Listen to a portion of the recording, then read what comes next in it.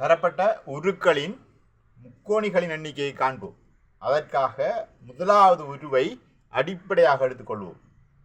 ஒரு தரப்பட்ட உருவில் முக்கோணிகளின் எண்ணிக்கையை காண்பதற்கு ஒரு முக்கோணியின் அடியை அடித்தளமாக எடுத்து எண்களை இட்டுக்கொள்ளணும்.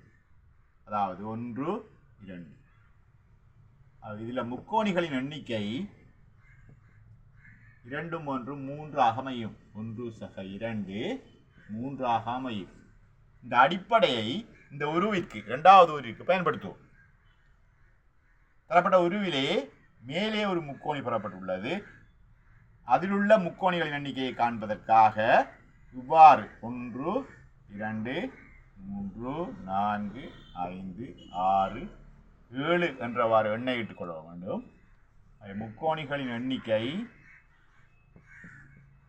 மேலே உள்ள முக்கோணியில் புறப்படும் முக்கோணிகளின் எண்ணிக்கை 3, 6, 10, 15, 21, 28 ஆகவும்,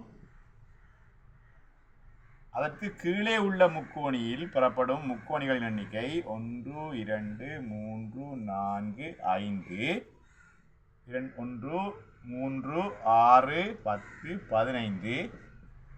15 ஆகவும், அதற்கு கீழே உள்ள முக்கோணிகளின் எண்ணிக்கை 1, 2, 3, 3, 2, 5, 3, 6 ஆகவும், கீழே உள்ள முக்கோணியில் 1 இருப்பதால் 1 ஆக அமையும். அதை கூட்டிக் கொள்வோமா இருந்தால் மொத்த முக்கோணிகளின் எண்ணிக்கை புறப்படும். கூட்டிக் கொள்வோம்.